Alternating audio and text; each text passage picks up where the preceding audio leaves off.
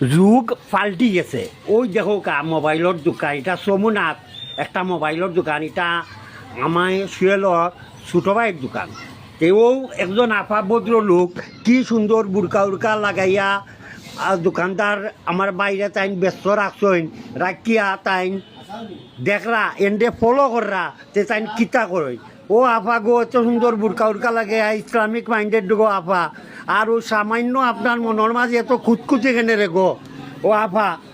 আপাই ও তখন ও চাইন ডাইনে বাইমে চাইলা কিতা করতা গো আপা। ইয়া আল্লাহ গো আপা, ইতা কিতা করলাই বেগর ভিতরে ঢুকাই দিলাই সামান্য জিনিসের গো আপার এত সুন্দর উড়কা উড়কা। ও মাই গো আবার অভিনয় কররা দেখলাইনি ওখানে ওই দোকানদার ভাই এই জইন ওই যখন কি সুন্দর মাত্রা তাই মারতে হতে আবার ওটার দাম জিকাইরা, ওটা নিয়ে বেগো ঢুকাইয়া তাই ওটার দাম জিকাইরা আবার কত। আই রে দুনিয়ায় উল্টি গেছে রে বা, চিন্তা করাইনি এত সুন্দর একজন ভদ্র মহিলা আর 100 টাকা 150 টাকার একটা মোবাইল কাবার বেগো ঢুকাই দিলা।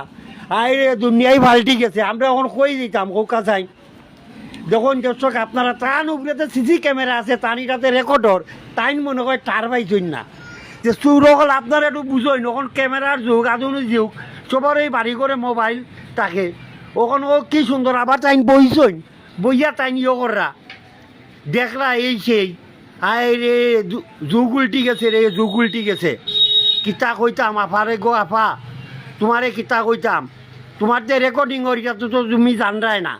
বাইসা বগল আপনারা দোকানদার যারা আসুন এইসব ভদ্র মহিলার থেকে হুঁশিয়ার থাকবা।